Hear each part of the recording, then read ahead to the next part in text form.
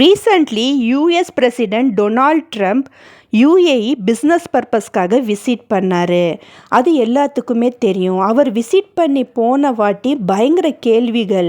ஏன்னா அவருக்கு வெல்கம் பண்ணும்போது அல்லையாலாங்கிற ஃபோக் டான்ஸ், அது மட்டும் இல்லாமல் இளம் பெண்கள் தன்னுடைய அவுராங்கிற பாட்டை காமிச்சு வெல்கம் பண்ணியிருக்காங்க, ஃப்ளிப் ஹேர் பண்ணி. இது என்ன ஆக்டுன்னு சொல்லி எல்லாத்துக்குமே ஒரு கேள்விக்குறி.